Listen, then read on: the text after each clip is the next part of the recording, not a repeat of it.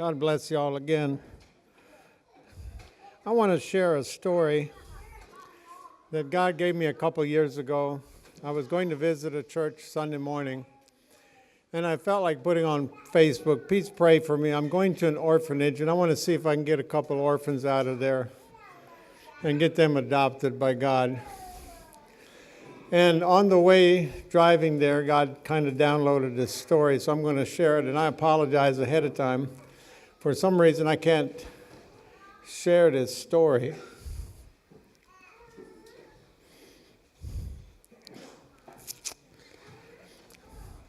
Without breaking up and crying. But I'm going to share it anyhow. So remember the story of the prodigal son. I revised this little story. And in this story, the father, he kept sending servants to go see where his son was. And they're looking for his son, and they can't find his son because he disappeared. But one time, they come racing back, and they are all excited because they said, "We didn't find your son, but we found out that he has a little daughter."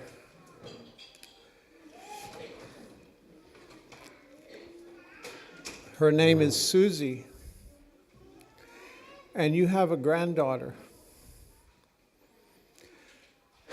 And this man became so excited about this. He called the contractor. He said, I need to add a room onto my house.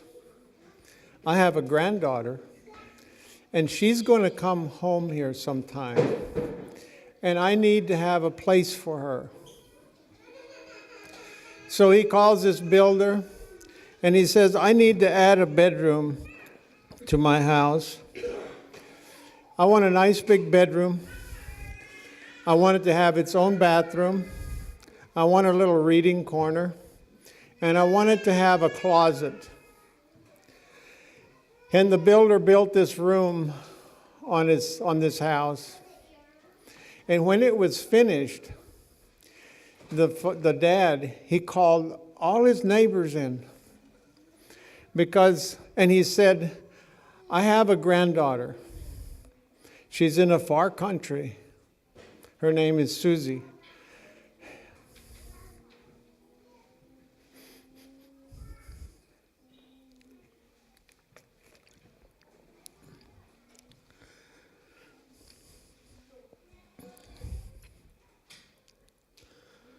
I built this room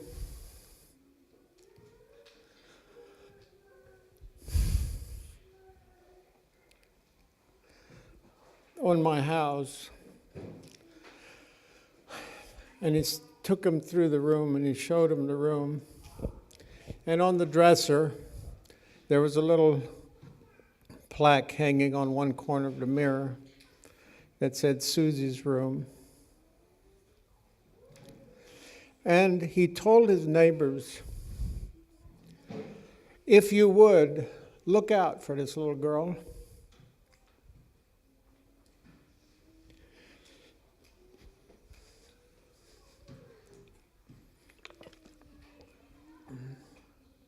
Because this is her place.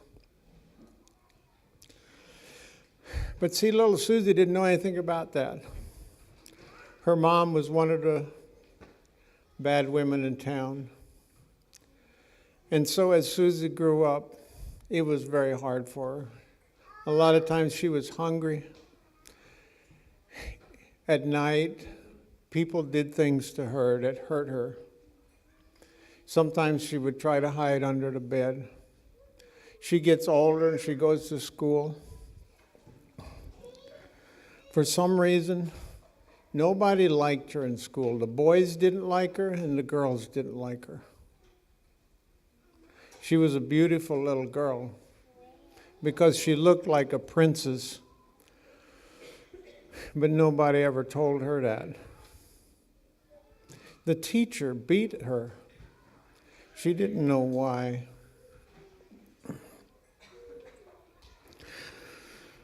At home, it was even worse. She was yelled at.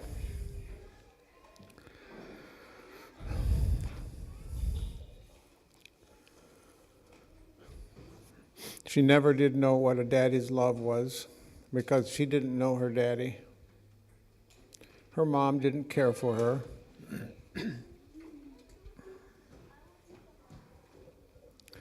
She didn't know that there was a man who loved her. She didn't know that there was a room built onto a house just for her. She had no idea.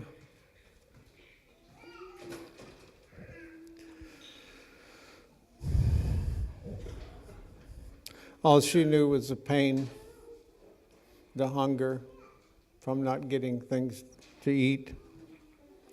One day she's coming home from school and a nice man met her on the street, and it was cold. He was giving out jackets. He gave her a new little coat. And he got down on his knees in front of her and he says, "You know, you're a special little girl." And he wrote a little note for her and stuck it in his pocket. And he told her that she was precious. And she went home and her mom grabbed the jacket away from her and took it to the pawn shop, got some money from it.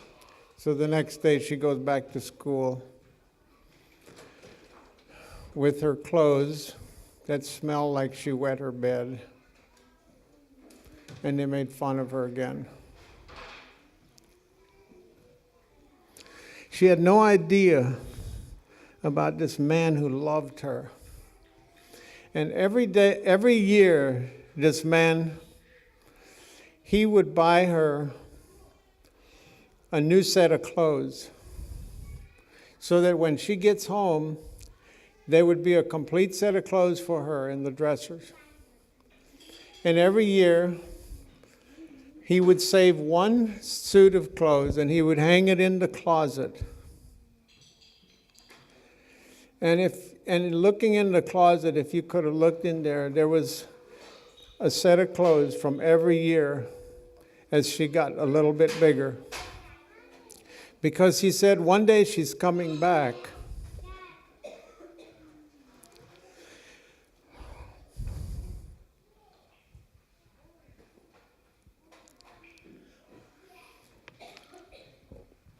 And when she does, I want her to know that she was loved all that time.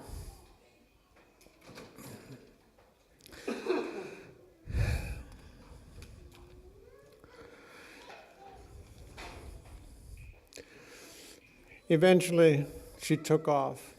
She couldn't stay there anymore. She's 10 years old. It hurts too much. So she takes off and starts going down the road. She doesn't know where she's going. But you know, even a rabbit will run away from a dog if he's coming after it, and they don't have to know where they're going. They just got to go somewhere. That's kind of how she felt. So she's going down the road, and she gets picked up and taken to an orphanage. They put her in this orphanage, but something doesn't feel right because everybody's all selfish about their little rocks they have or their little toys or whatever, their little collection of whatever it is they have. And she feels like everybody in the orphanage is selfish, and she doesn't feel like she's loved there. So she takes off one night. She takes off and just leaves and goes down the road. The next day, she comes past this white building that's got a big pointed thing on top. And she walks in there and sits on the front porch to rest a little bit. And this man comes out. And he asks her what she's doing there, where she's going. And he invites her into his home. But he has this really big Bible, and he's very harsh. and he scolds her. But he gives her a meal, so she takes it, and then she goes on down the road. She goes on down the road. There are different things that happen to her. But one day, a nice lady meets her and asks her, would you like to come in and drink tea with me? He brings her in the kitchen. She makes tea and some cookies. And she says, who are you? What's your name?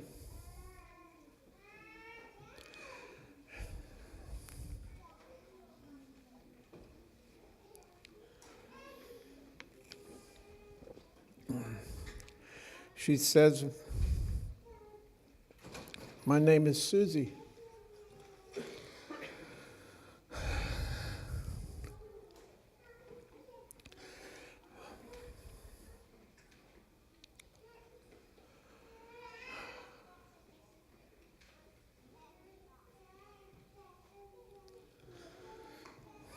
The woman was one of the neighbors that was invited when Grandpa finished the room.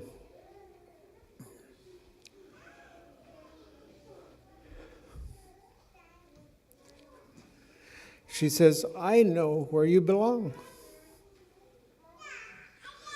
There is a man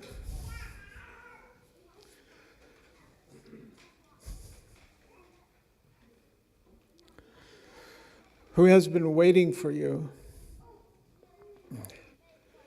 You have a place.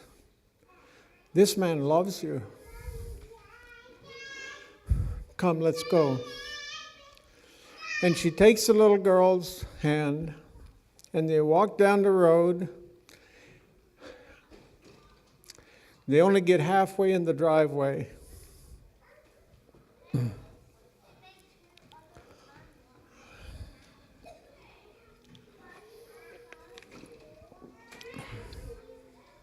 When a man comes running out, he gets down on his knees and he wraps his arm around her.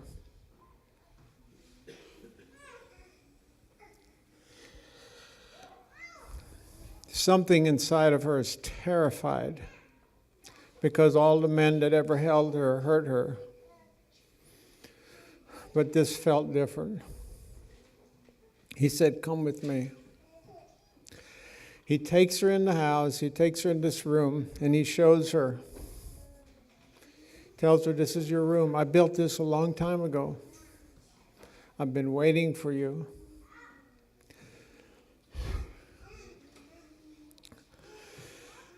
And he gets his servants to give her a bath, put on new clothes, brand new clothes that he had. He brings her to the table because there'd been a plate at the table from the time he found out about her. There was an empty plate at the table.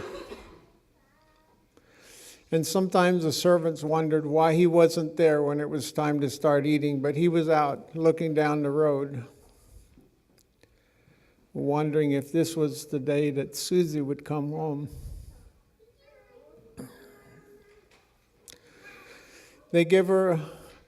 They help her take a bath. She eats supper. They bring her in and put her to bed in a nice soft bed. They have her old clothes all in a Walmart bag, and they're ready to throw it away, and she's terrified. She says, please, no, don't do that. So they let her keep her clothes.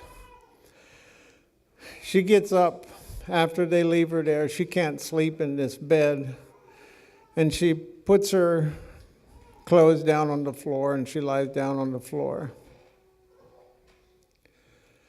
And she looks at the window, and there's some nasty guy at the window with all kinds of accusations.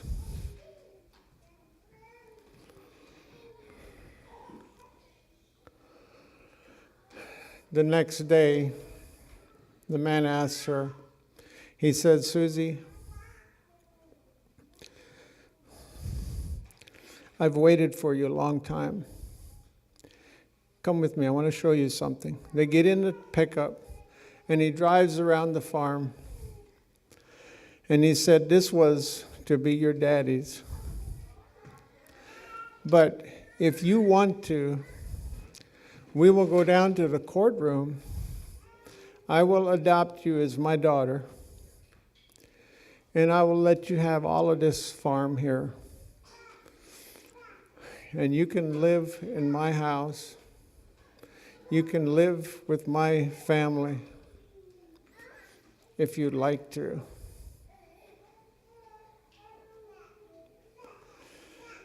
I want to tell you, wherever you are in your walk with God, your Heavenly Father loves you more than you could imagine. And He has added a room onto His house.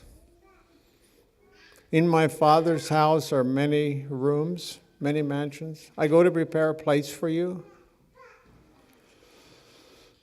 And He really would like us to just come home to Him and let Him be our daddy. And He really has an inheritance He'd love to tell us about. If we'll give Him permission to go down to the courtroom and adopt us, and we'll be His children. God bless you.